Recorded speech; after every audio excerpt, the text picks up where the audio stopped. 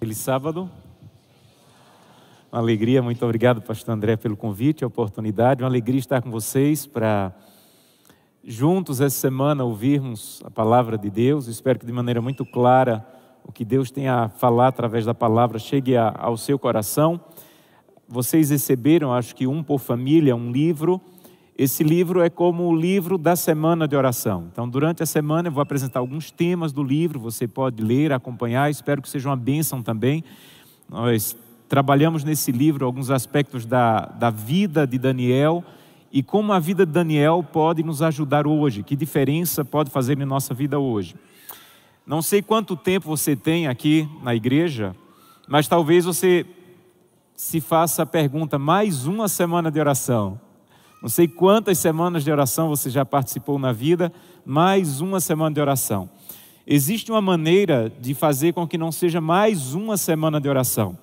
E não depende só de quem vai pregar ou das mensagens, mas depende também das nossas atitudes e decisões. Eu nasci num lar adventista, meus pais já eram adventistas quando nasci, e já participei de inúmeras semanas de oração, mas quando eu tinha 14 anos, eu participei a semana de oração da minha vida.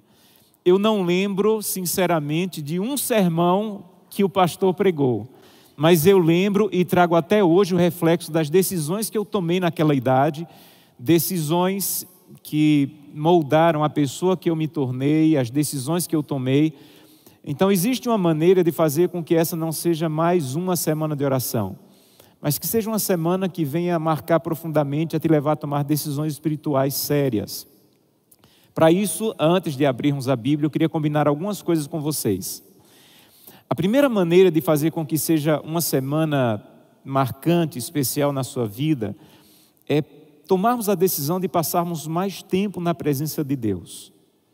A semana de oração à noite, aqui o culto, é uma sobremesa espiritual. Não é o banquete é só você na presença de Deus. Isso é o banquete. Tudo que nós recebemos da igreja é uma espécie de sobremesa espiritual. Então, eu queria fazer um primeiro acordo com vocês. Durante essa semana, estabeleça um compromisso de 3 vezes ao dia parar para orar. 3 vezes ao dia. Não sei se alguém já tem esse costume, mas pelo menos durante essa semana, se você achar que é possível, você pode levar esse hábito para a vida. Mas coloca no teu celular, escolhe o horário, pela manhã na tua devoção, no meio do dia e à noite, ou final do dia, você vai colocar no teu celular, para quando ele despertar, você lembrar, esse é o momento de eu parar, o que estou fazendo para voltar os meus pensamentos a Deus. Isso é um hábito, gente, para a vida, faz muita diferença para a vida. E no começo, precisa do celular. No começo, você precisa que o celular te lembre, mas depois vai virando hábito. Então, primeiro compromisso que eu queria trabalhar com vocês, quem está aqui, quem está nos acompanhando aí, coloca no celular 3 vezes ao dia, para despertar e você ir à presença de Deus. Primeiro apelo da semana, quem topa? Deixa eu ver as mãos. Fechou? Pastor, e o que é que eu vou fazer nesses momentos? Queria combinar com você de orar por 3 coisas especiais ao longo da semana. Primeiro, você vai escolher alguém que você ama, que gostaria de ver essa pessoa com a vida entregue nas mãos de Deus, alguém da tua família, um amigo do trabalho que está passando por alguma necessidade, e você vai apresentar essa pessoa ao longo da semana. Então, nesses momentos de oração ao longo do dia, você vai apresentar alguém. E o desafio é o seguinte: hoje, liga para essa pessoa e diz assim: olha, eu estava na igreja hoje pela manhã e um pastor nos fez um desafio de escolher alguém especial para mim para orar durante a semana. E a pessoa especial para mim é você. Eu queria saber por quais motivos você quer que eu ore por você essa semana. Entendeu? Pensa em alguém, liga para essa pessoa, apresenta o teu plano de oração da semana e pergunta a ela por quais motivos ela gostaria que você orasse por ela durante a semana. Uma pessoa, você pode até colocar mais, mas começa com uma pessoa. Então hoje já escolhi a minha pessoa aqui, hoje à tarde vou estar ligando para ela, vou dizer: olha, estabeleci um compromisso de orar por alguém especial, você é a minha pessoa especial, pelo que você quer que eu ore essa semana por você.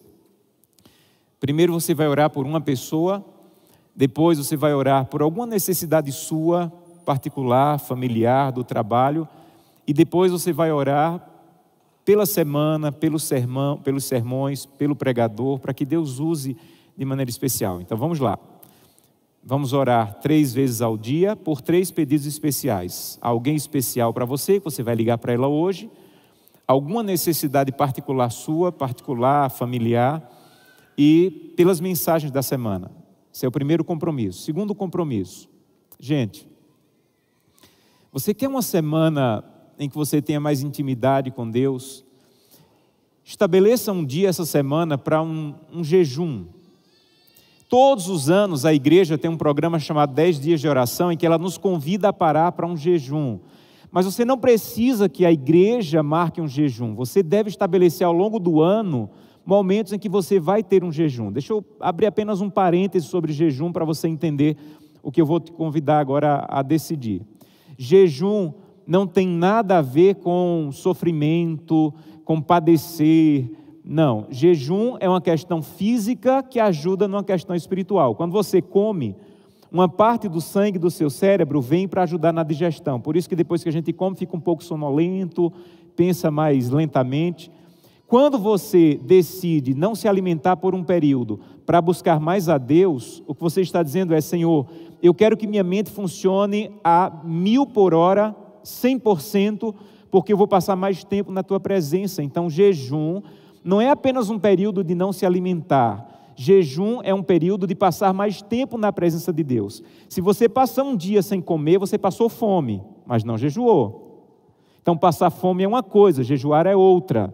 Então, se você não se alimenta, você passou fome. Mas se você deixa de se alimentar para buscar mais a Deus em oração, para ter mais tempo de ler a Bíblia, o Espírito de Profecia, aí você jejuou. Então, jejum é um tempo que você dedica para passar mais tempo na presença de Deus. Ao longo da semana, entre hoje e o próximo sábado, escolha um dia em que você vai ter talvez menos atividades, ou uma parte do dia que você possa ter mais tempo de buscar a Deus, e passe um dia ou um período de dia em jejum. Como sempre orientamos, algumas pessoas precisam de uma orientação médica para o jejum, pessoas diabéticas ou grávidas, precisam de uma orientação médica para o jejum, mas, no geral, é possível você fazer o jejum de um dia ou de um período do dia para passar mais tempo na presença de Deus. Eu estabeleci o meu dia essa semana de jejum e queria convidá-lo a estabelecer o seu dia especial de jejum. E eu creio que se nós estudarmos a palavra de Deus, que se nós tivermos momentos ao longo do dia de oração, se nós separarmos um dia dessa semana para jejum, nós vamos ter uma semana especial não por causa do pregador, mas porque você vai estar mais intimamente ligado a Deus. E aí, podemos ir nesse caminho? Então lá vai o segundo apelo. Quantos gostariam de estabelecer hoje, um dia ao longo dessa semana, ou um período ao longo dessa semana, queriam fazer um jejum de um dia ou de parte de um dia, para se dedicar a buscar mais a Deus nesse dia ou nesse período? Quem pode planejar isso aí? Benção. Deus seja louvado. Amém. Vamos para a Bíblia? Apocalipse capítulo 6. Apocalipse capítulo 6. Vamos começar hoje com esse capítulo. Vamos ler alguns versículos aí do livro do Apocalipse. Então abra sua Bíblia, Apocalipse capítulo 6. Oramos há alguns instantes, mas já que abrimos a Bíblia, vamos fechar os olhos e vamos falar com Deus novamente. Querido Pai, nós estamos iniciando uma semana que pode ser uma semana marcante para decisões, para entregas que iremos fazer, mas acabamos de tomar decisões que já podem valer muito para essa semana. De orar por alguém, de orar por nossa vida, de orar pelas mensagens, de parar 3 vezes ao longo do dia para voltar os nossos pensamentos ao Senhor, de parar um dia para passar mais tempo com o Senhor através de um jejum. E nesse momento que estamos com a Bíblia aberta, pedimos que a Tua presença esteja claramente ao nosso lado. Santo Deus, nós não temos necessidade de ouvir um homem, nós passamos a semana ouvindo pessoas. A nossa necessidade é ouvir a Tua voz falando através da Tua palavra. Então abre os nossos olhos espirituais, nos ajuda a perceber o Espírito Santo andando entre os bancos da igreja. Pessoas que estão agora nos acompanhando pela internet, ajuda-as a perceber o Espírito Santo ao lado delas agora em casa, onde estiverem assistindo, dizendo: olha, eu quero falar com você. E que ao final dessa mensagem nós possamos dizer: eu ouvi a voz de um homem, mas a palavra veio de Deus. É o que te pedimos em nome de Jesus. Amém.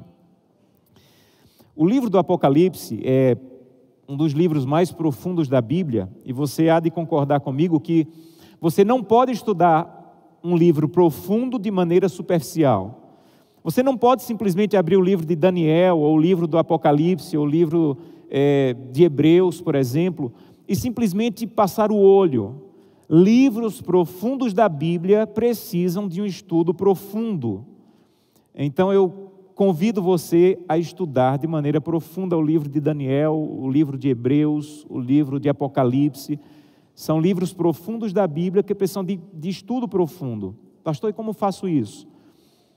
A Novo Tempo oferece estudos bíblicos gratuitamente sobre o livro do Apocalipse. A Casa Publicadora Brasileira vende comentários profundos sobre o livro de Apocalipse. Então, pegue essas ferramentas e dedique tempo, mesmo que seja um pequeno tempo por dia ou por semana, para estudar de maneira profunda esse livro. É um livro extraordinário. E quando você começa a estudar o livro do Apocalipse, você começa a perceber que o livro do Apocalipse, ele tem várias coisas que estão abaixo da superfície, que a leitura superficial não vai te fazer entender. Por exemplo, o livro do Apocalipse, ele pode ser dividido em 7 partes. As festas judaicas, as 7 festas judaicas estão nas 7 partes do livro do Apocalipse. Cada parte do livro do Apocalipse corresponde a uma das festas judaicas, começando com a festa da Páscoa, quando Jesus Cristo, no capítulo 4, é entronizado no livro do Apocalipse, e terminando com a festa das trombetas, quando vamos morar na presença e na casa de Deus. O livro do Apocalipse também pode ser dividido pelas partes do santuário. Lembram do santuário lá, do deserto, ou do santuário do templo de Jerusalém? Cada parte do livro do Apocalipse corresponde a uma parte do templo, começando com o pátio, onde o cordeiro era morto, e Apocalipse começa apresentando o cordeiro que morreu, e termina com o Santíssimo, quando vamos entrar para morar na presença de Deus. Mas hoje eu queria estudar com vocês um outro aspecto do livro do Apocalipse, que para mim também é muito profundo, que são as perguntas do livro do Apocalipse. Um dos livros da Bíblia que mais apresenta perguntas é o livro do Apocalipse. E tem uma coisa muito curiosa sobre as perguntas. Por exemplo, capítulo 6, nós vamos começar com o verso, capítulo 6, vamos começar com o verso 10.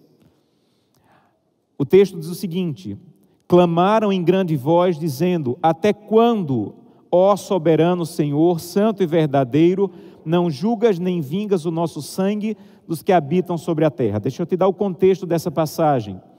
Essa passagem está falando de um momento da história em que muitas pessoas morreram, foram martirizadas, porque criam em Jesus, seguiam a verdade e estavam sendo perseguidas e mortas pelo simples motivo de serem fiéis a Deus. E essas pessoas como que olham para Deus e dizem assim: Senhor, até quando, Senhor? Até quando nós vamos sofrer nessa terra? Até quando nós vamos padecer? Até quando vamos passar necessidade? Até quando vamos sofrer pelo simples fato de sermos fiéis ao Senhor? Senhor, até quando? E essa é uma pergunta muito séria, que eu imagino que em algum momento você já se fez. Senhor, até quando? Até quando meu casamento vai passar por isso? Até quando eu não vou conseguir um emprego? Senhor, até quando eu vou enfrentar essa doença? Senhor, até quando essa depressão, esse pânico vai tomar conta de mim? Senhor, até quando? E é uma pergunta séria, mas aqui está o curioso das perguntas do livro do Apocalipse. A pergunta é séria, mas se você continuar lendo o capítulo, você não vai encontrar a resposta. A pergunta está aí, mas a resposta, ela não aparece. E isso é o curioso de todas as perguntas do livro do Apocalipse. Está cheio de perguntas, mas a resposta não segue a pergunta. Quer outro exemplo? Capítulo 6 ainda, verso 17. Porque chegou o grande dia da ira deles, e quem é que pode suster-se? Ou quem pode ficar de pé? Aqui está outra pergunta, mas só tem a pergunta e a resposta não aparece. E isso é o curioso de todas as perguntas do livro. Agora, o curioso é que não é que o livro não traga a resposta. O livro traz a resposta. Todas as perguntas do livro do Apocalipse são respondidas no próprio livro do Apocalipse. Sabe o que é o curioso? É que a resposta não aparece no mesmo capítulo da pergunta.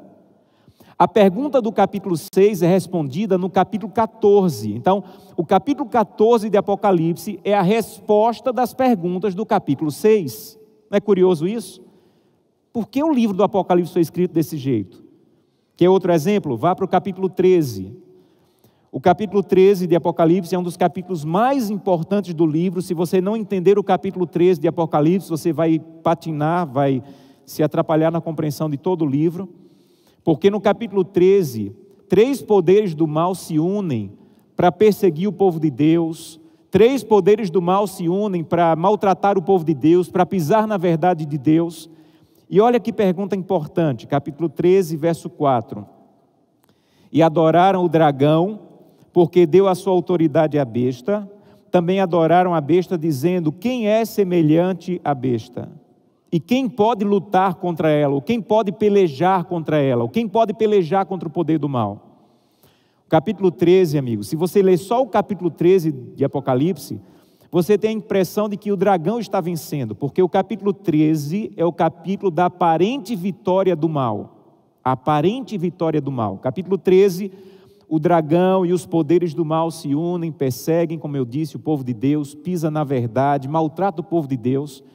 Então, quando você lê só o capítulo 13, parece que o mal está vencendo. Por isso a pergunta é importante: Senhor, parece que o mal está vencendo. Quem vai poder vencer o mal? Quem vai poder enfrentar o mal? Quem vai poder derrotar o mal? E amigos, vamos ser sinceros. Quando você olha para o que está acontecendo no mundo e talvez na tua vida, não parece que é o mal que está vencendo? Quando você olha para o que está acontecendo no mundo, no cenário mundial ou no teu cenário particular, não tem hora que você pensa assim: Senhor, parece que quem está vencendo é o mal. Quem está ganhando as vitórias é o mal. Por isso a pergunta é tão importante. Então eu espero que até esse momento da mensagem, você esteja se fazendo outra pergunta. Você esteja perguntando assim: pastor, e por que o livro do Apocalipse foi escrito desse jeito? Onde está a resposta do capítulo 13? Se você continuar lendo essa pergunta tão importante, quem vai poder vencer o mal?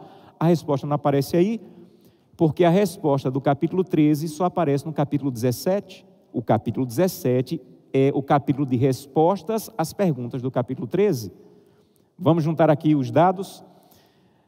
O capítulo 6 tem perguntas, e onde aparecem as respostas? Me ajudem. No capítulo 14. As perguntas do capítulo 6 são respondidas no capítulo 14. E as perguntas do capítulo 13, quem vai poder vencer o mal, quem vai poder destruir o mal? As perguntas do capítulo 13 só são respondidas que capítulo? Então a pergunta que você tem que se fazer é: por que o livro do Apocalipse foi escrito desse jeito? Por que Deus não responde imediatamente? Por que a resposta não se segue à pergunta? E algumas coisas que eu queria compartilhar com vocês hoje sobre isso. A primeira é a seguinte: o livro do Apocalipse foi escrito desse jeito porque a vida cristã é desse jeito. Você chora hoje, você questiona hoje, você pergunta hoje, e a resposta não vem hoje, não vem amanhã, não vem na semana seguinte, não vem no mês seguinte. Mas o livro do Apocalipse foi escrito de maneira que você entendesse: a resposta virá. Mas talvez você ainda esteja no capítulo das perguntas da tua vida. Não desista em nome de Jesus. Não desista no capítulo 6 da sua vida, porque o capítulo 14 virá na tua vida. Talvez eu esteja falando para alguém que hoje esteja no capítulo 6 da vida, perguntando: Senhor, até quando, Senhor? Até quando eu vou passar por isso? Em nome de Jesus, não desista no capítulo 6, porque o capítulo 14 virá. Talvez eu esteja falando para alguém que esteja no capítulo 13 da vida, dizendo assim: Senhor, quem está vencendo é o mal. O mal está derrotando o meu casamento, o mal está derrotando os meus filhos, o mal está derrotando minha vida financeira. Senhor, quem vai poder vencer o mal? Em nome de Jesus, não desista no capítulo 13 da sua vida, porque o capítulo 17 virá com a resposta. Então, o livro do Apocalipse foi escrito de maneira que Deus nos diz assim: olha, eu não vou te enganar, a vida vai ser desse jeito. As perguntas na tua vida vão vir em uma página, e as respostas só vão vir numa página seguinte, ou uma página mais à frente, mas não desista, a resposta virá. Então, o primeiro motivo pelo qual o livro do Apocalipse foi escrito desse jeito é para Deus nos dizer: eu não vou te enganar, a vida cristã vai ser desse jeito. Você chora hoje, você questiona hoje, e a resposta não vem hoje, não vem amanhã, não vem depois de amanhã, mas ela virá. A segunda coisa, muito importante nessa compreensão, é que, e isso eu acho lindo, na Bíblia, mas principalmente no relacionamento com Deus. O teu Deus não tem medo de perguntas difíceis. O teu Deus não tem medo de questionamentos. O teu Deus não tem medo de dúvidas. Olha para o livro de Jó. O livro de Jó pode ser dividido em duas partes. Jó, cheio de dúvidas e questionamentos, e os amigos de Jó, cheio de certezas e garantias. No final do livro, Deus preferiu as perguntas e dúvidas de Jó do que as certezas fingidas dos amigos de Jó. Deus prefere dúvidas sinceras do que certezas fingidas. Então você está magoado, você está chateado com Deus, você quer questionar a Deus, não tenha medo, se ajoelha, mas faz isso na presença dEle. Senhor, até quando? Não suporto mais, está no Apocalipse, Senhor, até quando? O livro dos Salmos, você quando lê o livro dos Salmos, em algum momento, se você lê sem romantismo, parece que o livro está colocando Deus na parede. Tem um momento que o livro dos Salmos diz assim: o Senhor não é o juiz, por que o Senhor não julga? Se o Senhor é juiz, por que não julga? Senhor, se o Senhor é justo, por que o injusto está prevalecendo? O Senhor não é o Deus justo? E por que só o injusto que está vencendo e prevalecendo nessa vida? Não tenha medo de perguntas difíceis ao seu Deus. Mas sabe onde você vai fazer isso? Não é no Facebook, não é no Instagram, é ajoelhado na presença de Deus. Um dia, duas irmãs mandaram um recado para Jesus: Jesus, nosso irmão Lázaro, aquele que você ama, está doente, venha curá-lo. E Jesus não foi, pelo menos não no momento que elas queriam e esperavam que Jesus fosse. Quando Jesus foi, Lázaro já estava o quê? Morto. E quando Jesus chegou, Marta saiu correndo para encontrar com Jesus e se ajoelhou, e ela falou uma coisa muito dura. Às vezes a gente tenta romantizar, mas se você tirar o romantismo e ler como está escrito, o que Marta falou foi o seguinte: Jesus, sabe por que meu irmão está morto? Porque você não veio. Se o Senhor estivesse aqui, o meu irmão não estava morto, mas como você não veio no dia que nós pedimos, quando nós chamamos, por isso meu irmão está morto. E foi um duro questionamento: Jesus, você falhou. Nós te chamamos na hora certa e você não veio na hora certa, porque se você tivesse vindo na hora certa, meu irmão ainda estaria vivo, e ele não está vivo, porque você falhou, você não chegou na hora certa. Não tenha medo de se ajoelhar, mas faça do jeito que Marta fez. Ela se ajoelhou e disse: Senhor, se o Senhor estivesse aqui, meu irmão ainda estava vivo, porque o Senhor não veio, meu irmão morreu. Às vezes, nós somos educados, e eu diria até mal educados, em falar com Deus de maneira que escondamos o que realmente estamos sentindo, e não precisamos fazer isso. Você quer perguntar, Senhor, até quando? Se ajoelha e pergunta, Senhor, até quando? Você está perguntando, você está achando que o mal está vencendo, então se ajoelha e diga: Senhor, quem vai poder vencer o mal? Porque quem está vencendo é o mal, ele está tentando destruir, e parece que está conseguindo. Então não tenha medo de questionamentos sinceros a um Deus que te ama. Vá a Ele, se ajoelha, coloca nas mãos dEle. Então, se você perguntar: pastor, qual é a pergunta do capítulo, qual é a resposta do capítulo 6? Até quando? Eu vou encaminhar você para o capítulo 14, verso 15, que diz: um anjo vai dizer àquele que está sentado sobre a nuvem: toma a tua foice e colhe. Quando o anjo disser para o que está sentado sobre a nuvem, acabou, a terra já pode ser colhida, Jesus Cristo vai voltar e vai acabar com todo o mal. Então a resposta do capítulo 6, até quando é? Até o dia que aquilo se cumpra, que Jesus Cristo volte e acabe com o mal. E isso está descrito no capítulo 14 do livro. Mas se você perguntar, pastor, e qual é a resposta do capítulo 13? Quem vai poder vencer o mal? Aí nós temos que ir para o capítulo 17. Vamos lá? Capítulo 17. Capítulo 17 é a resposta. Imagine uma ponte. Num lado da ponte está o capítulo 13, com a pergunta: quem poderá vencer o mal? Quem poderá pelejar contra os poderes do mal? Do outro lado da ponte está o capítulo 17 com a resposta. Capítulo 17, verso 14. Pelejarão eles contra o Cordeiro. Qual é a pergunta do capítulo 13? Quem poderá pelejar contra o mal? Quem poderá lutar contra o mal? Se você ler o capítulo 17, você vai ver que os mesmos poderes do capítulo 13 se repetem no capítulo 17, porque, como eu falei, é uma ponte, um capítulo está ligado ao outro. Então, a pergunta do capítulo 13 é: quem poderá pelejar? Quem poderá vencer o mal? Olha o que o capítulo 17, verso 14 diz: pelejarão eles contra o Cordeiro. E o Cordeiro, qual é a pergunta do capítulo 13? Quem poderá vencer o mal? Qual é a resposta do capítulo 17? Me ajudem. O Cordeiro vencerá. Aleluia! Deixa eu te dizer uma coisa. Se o livro do Apocalipse terminasse aqui, nós já teríamos o suficiente para seguir a vida cristã. Se o livro do Apocalipse terminasse: pelejarão eles contra o Cordeiro, mas o Cordeiro vencerá. Ponto, acabou o Apocalipse. Já acabaria muito bem. Meus irmãos, o Cordeiro vencerá.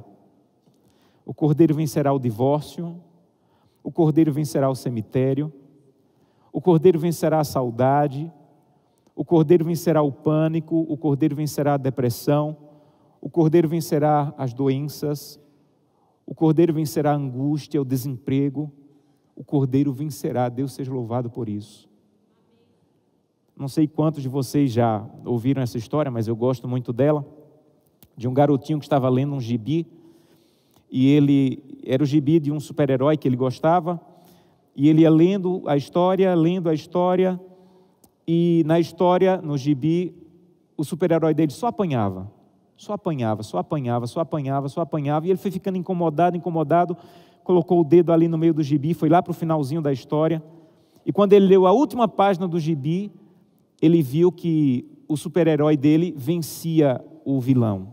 Aí ele sorriu, voltou para o lugar onde estava o dedinho marcado, olhou bem na cara do vilão na história e disse assim: você não sabe o que eu sei. Você não sabe o que eu sei. No final você vai ser derrotado. Sabe o que o capítulo 17 de Apocalipse está te autorizando a fazer? Olhar bem na cara do mal que te incomoda e dizer: você não sabe o que eu sei, o Cordeiro vencerá. Qual é a dor que te abraça? Qual é o mal que te cerca? Qual é a derrota que te dá rasteira? O capítulo 17 de Apocalipse está nos autorizando a dizer: o Cordeiro vencerá. Você entende o que significa o Cordeiro vencerá? Quando a Bíblia diz o Cordeiro vencerá, o que ela está tentando nos dizer de verdade é: não é você que vai vencer. A vitória não pertence a você. A vitória não é sua. Entenda bem. No dia em que aquilo que tem naquela parede acontecer, Jesus Cristo descer na nuvem, e os anjos colocarem uma coroa resplandecente na tua cabeça, quando aquela coroa sentar na sua cabeça, você vai entender: essa coroa, a vitória não é porque eu guardei o sábado. Ninguém, quando os anjos tocarem a trombeta, ninguém na face do planeta que for vitorioso vai dizer assim: eu venci porque devolvi o dízimo na igreja. Ninguém vai pensar isso. Ninguém vai ser capaz de pensar, quando a trombeta soar e se ver como um vitorioso, ninguém vai ser capaz de pensar: eu venci porque entreguei muita cesta básica, eu venci porque tinha um cargo na igreja. Não. Quando a trombeta soar e a coroa for colocada em nossa cabeça, nós vamos entender: a vitória era do Cordeiro, mas o Cordeiro resolveu compartilhar a vitória dele conosco. Ele nos salvou. A vitória é um presente do Cordeiro. Olha o que o texto bíblico diz: pelejarão eles contra o Cordeiro, e o Cordeiro os vencerá, porque é o Senhor dos senhores e Rei dos reis. E vencerão também, aleluia. O Cordeiro vai vencer, mas não sozinho. E vencerão também os pastores adventistas do sétimo dia. É isso que diz no texto bíblico? Olha para o texto. Ou como seria bom para mim. E vencerão também os adventistas do sétimo dia que guardavam todos os sábados. É isso que diz o texto bíblico? Não. Seria mais fácil para nós. Mas aí, se o adventista quisesse que o texto dissesse assim, vencerão os adventistas, o batista ia querer que dissesse, vencerão os batistas, o católico ia querer que dissesse, vencerão os católicos. E Deus disse assim, olha, deixa eu te explicar quem vai vencer. Pelejarão eles contra o Cordeiro, mas o Cordeiro os vencerá, porque é o Senhor dos senhores e o Rei dos reis. E vencerão também, quem vencerá? Os chamados, olha o que diz o texto bíblico, olha para o texto bíblico, Apocalipse 17, 14. Os chamados, os eleitos e os fiéis. Você quer vencer? Quando Jesus Cristo voltar, e eu imagino que por esse motivo você está nos assistindo, ou por esse motivo você vem à igreja, você quer vencer. Você está cansado das derrotas dessa vida e você crê, pela fé, que Jesus Cristo vai voltar para nos dar vitória. Então, se você está aqui hoje, mesmo que você não tenha uma crença tão estabelecida, mas de certa maneira você quer vencer, você quer vitória, você acha que algo melhor do que o vazio dessa vida nos aguarda. Você quer vencer? Então, os vitoriosos são os chamados, os eleitos e os fiéis. Pastor, e o que significa ser chamado, eleito e fiel? E aí eu termino a mensagem de hoje. Chamado, gente, é o que Cristo fez na cruz do Calvário. Quando Cristo morreu na cruz e disse, está consumado, Ele estava fazendo um chamado. Ele estava dizendo, todas as pessoas, de todas as eras, de todas as épocas, de todas as nacionalidades, que me aceitarem como Salvador, estão sendo chamadas para a salvação. A salvação, ela é universal. Por isso o texto bíblico não poderia dizer, e vencerão também os adventistas, porque não só os adventistas são chamados.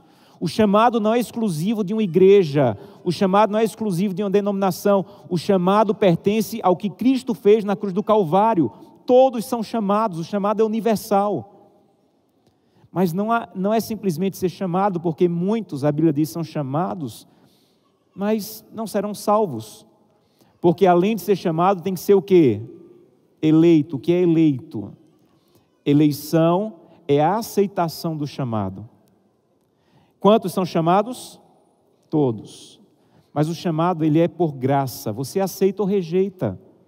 A aceitação do chamado te faz um eleito. Então você precisa ser chamado e eleito. Quer outro exemplo? Quando Apocalipse diz assim, eis que estou à porta e bato. Ele está batendo só na porta dos adventistas? Ele está batendo só na porta dos guardadores do sábado? Não. O bater na porta é universal, ele está batendo na porta do coração de todos. Agora, se você ouvir a minha voz e abrir a porta, aí eu entro. Isso aqui é eleição. Abrir a porta e permitir que ele entre é a eleição. Então a eleição é a aceitação do que Cristo fez por você na cruz do Calvário. Senhor, eu aceito que o Senhor é meu Salvador, que eu estava perdido até o dia que o Senhor ofereceu a salvação através do que fez na cruz do Calvário. Eu aceito. Quando você aceita, você é eleito. Agora, aí vem a terceira palavra, e é sobre ela que vamos falar muito essa semana. Chamado, eleito e fiel. Fidelidade é o estilo de vida de quem foi chamado e eleito. Não ouse dizer, eu fui chamado e eleito, mas sou infiel à minha esposa. Não ouse dizer isso. Porque um chamado e um eleito, ele vai ser fiel à sua esposa. Não ouse dizer, eu fui chamado porque Jesus Cristo morreu por mim, eu aceitei o chamado, fui eleito, mas eu vivo como eu quero, eu como o que eu quero, eu faço o que eu quero, eu trato as pessoas do jeito que eu quero. Não. A maneira como um chamado e um eleito vive vai mostrar se ele realmente está chamado e eleito. A maneira como você age, como pai, como esposo, como cristão, é a prova se você aceitou realmente o chamado e a eleição. Então, fidelidade no livro do Apocalipse é uma maneira como os chamados e eleitos que estão se preparando para o céu já começam a viver aqui. Eu não vou tratar minha esposa melhor no céu porque estou no céu, gente. Eu já tenho começado a tratar minha esposa aqui porque estou sendo transformado para o que eu vou viver lá, porque eu sou um chamado eleito que vivo como um chamado e um eleito. Então, às vezes, nós queremos muito o chamado, nós queremos muito a eleição, mas não queremos a fidelidade. Eu quero muito ser aceito pelo que Cristo fez na cruz do Calvário, eu quero muito aceitar o que Ele fez na cruz do Calvário, mas eu não quero que essa aceitação me transforme, que me mude. E isso não é bíblico. O chamado e o eleito, ele vai ser transformado para viver como um fiel. Quer vencer? Esteja com o Cordeiro. Está com o Cordeiro, então aceite ser chamado, ser eleito e ser fiel. Quando você estuda o livro do Apocalipse, você percebe que o livro do Apocalipse não tem explicitamente o sábado, por exemplo.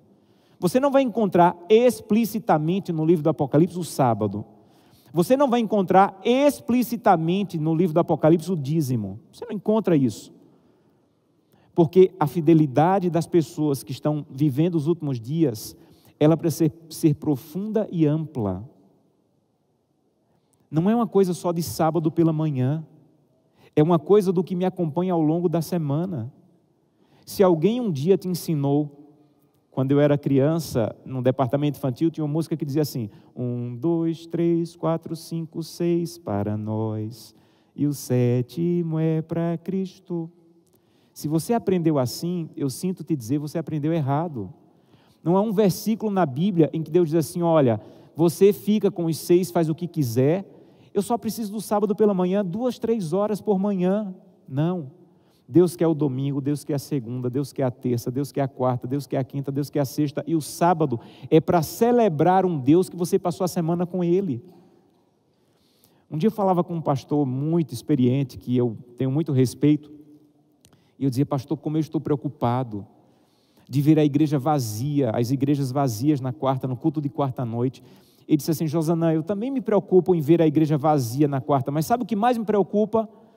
De ver a igreja cheia no sábado, mas cheia de pessoas que passaram a semana longe de Deus. Deus não quer o teu sábado pela manhã. Deus quer a tua vida, para que no sábado pela manhã, a tua vida que vem à igreja esteja na presença dEle, porque já estava durante a semana. E o sábado vai ser uma celebração de um Deus que você andou com Ele ao longo da semana. Se você entendeu, ou se você aprendeu em algum momento, que você recebe, por exemplo, R$100, devolve 10 de dízimo e 10 de oferta e leva 80 para casa, são seus. Eu sinto te dizer, biblicamente, você aprendeu errado. Se você recebe R$100, os R$100 pertencem a Deus. Depois que você entrega o dízimo e a oferta e você leva os 80 para casa, você tem que levar dizendo: Senhor, os 80 ainda pertencem ao Senhor. Como é que eu gasto esse dinheiro? Eu aplico em quê? Eu uso como? É por isso que tem tanta gente comprando o que não precisa e pagando o que não pode, porque ainda não entendeu que a fidelidade, principalmente dos últimos dias, ela não se mede simplesmente pelo dízimo ou pelo sábado pela manhã, mas é o caminhar com Deus. O caminhar com Deus, a maior parte do tempo, fora das paredes da igreja, que determina se você é chamado, eleito e fiel. Me permitam terminar com uma história.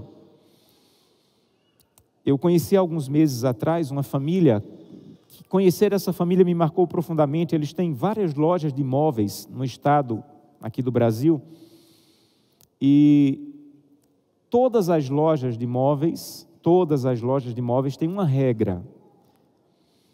Antes de abrir a loja para os funcionários, eles têm um culto todos os dias. É bonito, você entra na loja e você vê uma mesa com Bíblia, lição da escola sabatina, meditação. E não é que os funcionários chegam mais cedo. Eles não chegam mais cedo, eles chegam na hora do expediente. Mas antes de abrir a loja para os clientes, eles fazem um culto todos os dias, todos os dias. E um dia, o dono da loja estava viajando com a esposa, estava indo de uma loja, de uma cidade, visitar outra loja em outra cidade. E no percurso, ele disse assim para a esposa: olha, nós vamos passar em uma cidade que tem a nossa loja exatamente na hora do culto, exatamente na hora do culto dos funcionários lá. Vamos entrar, vamos fazer o culto com eles. Ela disse assim: tudo bem.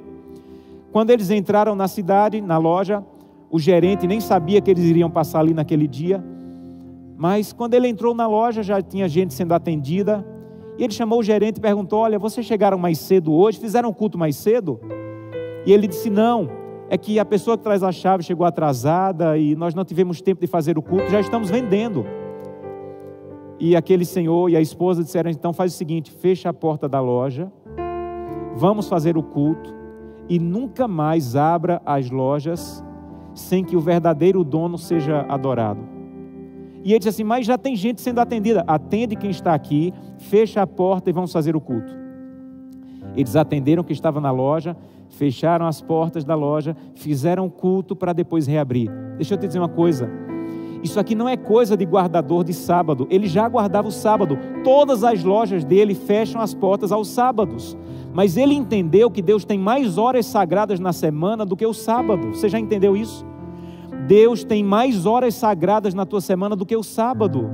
A hora do culto familiar deveria ser tão sagrada para você como você tenta fazer sagrado o sábado pela manhã. Você já entendeu isso? Que você já entregou a Deus o sábado, mas talvez Deus diga: meu filho, que bom que você me entregou o sábado, mas eu também quero a segunda-feira à noite para você dar estudo bíblico para alguém. E você vai dizer: Senhor, eu já te entreguei o sábado, mas agora eu te entrego também a segunda noite para dar estudos bíblicos para alguém. Você já entendeu isso? Deus tem mais dinheiro sagrado na tua conta corrente do que o dízimo e a oferta. Você já entregou o dízimo e a oferta? Deus diz assim: muito bem, meu filho, que bom, mas eu quero que você pegue uma parte do dinheiro que ficou com você, vá no supermercado, compre 2 cestas básicas, que eu vou mandar alguém carente para você dessa cesta básica. Senhor, mas eu já entreguei o dízimo. Mas você já entendeu que Deus tem mais do que o dízimo e a oferta como dinheiro sagrado nas tuas mãos? Então o livro do Apocalipse, ele tem um chamado para mim e para você essa manhã. O primeiro chamado é: não desista nos capítulos difíceis da tua vida, porque a resposta virá em algum capítulo, mas ela virá. O segundo convite é: vamos vencer com o Cordeiro. O Cordeiro vencerá, mas se você caminhar com o Cordeiro, depender do Cordeiro e permitir que Ele transforme sua vida, nós venceremos com o Cordeiro. Eu não sei por qual ou quais momentos você está passando na sua vida, mas talvez sejam mais momentos de derrota do que momentos de vitória. E eu quero convidá-lo a dizer: Santo Deus, eu quero a vitória no Senhor. Nós vamos ouvir uma música nesse momento. Enquanto estivermos ouvindo essa música, eu quero convidá-lo a fechar os olhos e conversar com Deus. Fala para Deus do que você decidiu. Fala para Deus do que Ele colocou, retirou do teu coração na mensagem dessa manhã. E ao final eu quero fazer um convite muito especial para você. Feche seus olhos e apenas ouça a letra da música. E ao final nós vamos orar juntos.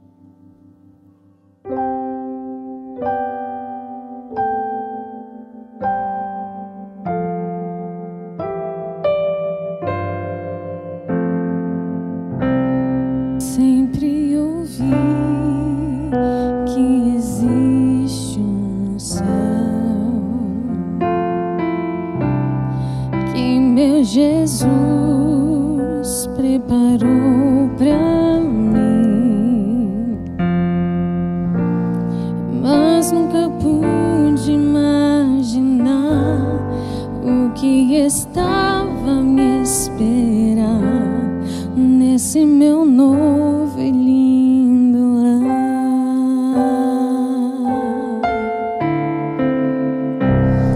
Belos jardins, lago de cristal,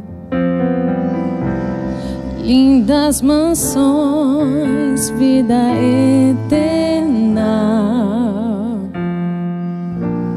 flores que nunca murcharão, não há mais sombra do mal, um novo no céu um novo lar. Eu não preciso mais sonhar.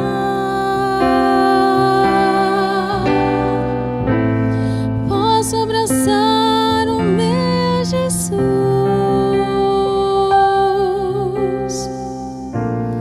Posso tocar em suas mãos, ver as feridas do amor, eterno amor que me salvou.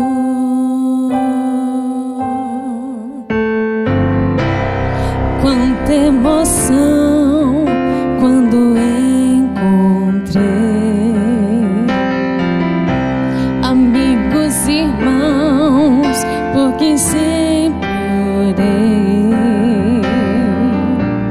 e os que dormiram no Senhor agora cantam em louvor.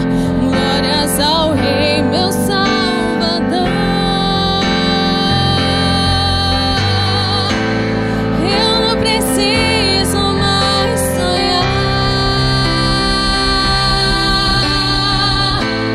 Posso abraçar o meu Jesus.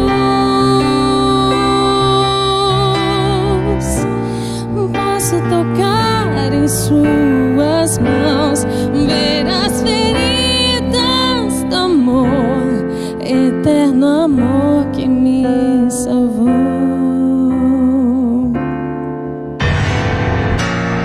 Eu não preciso mais sonhar. Posso abraçar o meu Jesus.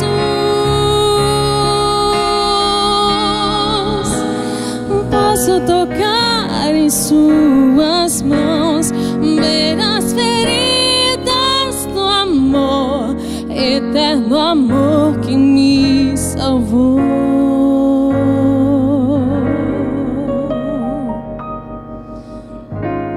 Eterno amor que me salvou.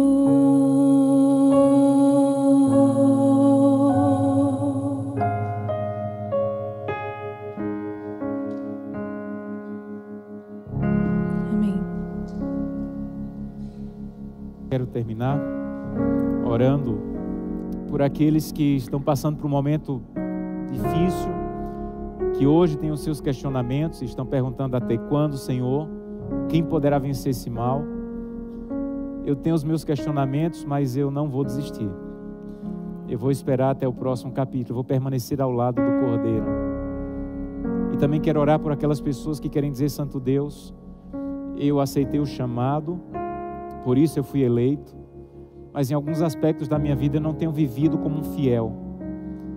Seja no aspecto financeiro, seja no meu tempo, seja na maneira como eu trato as pessoas, seja no cuidado com o meu corpo. E hoje eu quero dizer, eu quero vencer, mas eu quero vencer porque o Cordeiro vai agir em mim, vai me transformar em alguém que está caminhando para a vitória.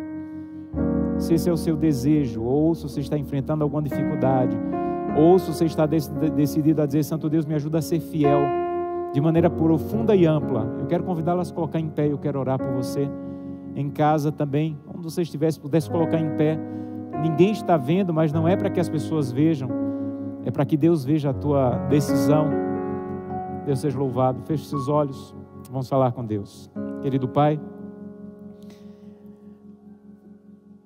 nós ainda estamos no tempo que precisamos sonhar, de abraçar Jesus, de não sofrer, de não ter que levar alguém que amamos ao cemitério, de não ter que, mais uma vez, levantar a cabeça para procurar um emprego. Ainda estamos na fase de sonhar com o dia que isso vai melhorar, mas queremos ficar ao teu lado para o dia em que não teremos mais que sonhar, o dia que vamos te abraçar pessoalmente e vamos entender: acabou, o nosso conflito terminou. Até esse dia, Santo Deus, nos ajuda a permanecer ao teu lado, nos ajuda a viver a vida cristã fora das paredes da igreja, nos ajuda a andar contigo ao longo da semana, a colocar nas tuas mãos tudo o que temos e somos, sermos completamente fiéis ao Senhor, para que possamos vencer com o Cordeiro. Eu sei que há pessoas aqui, Santo Deus, que estão passando momentos difíceis. Hoje, na classe da Escola Sabatina, alguns pedidos muito sérios foram apresentados. Abrace essas pessoas que talvez estejam no escuro e duro capítulo 13 da vida, que elas não desistam, que elas esperem ao teu lado, até o dia que o brilho do capítulo 17 vai chegar, em que o Cordeiro vai vencer, iremos vencer com ele.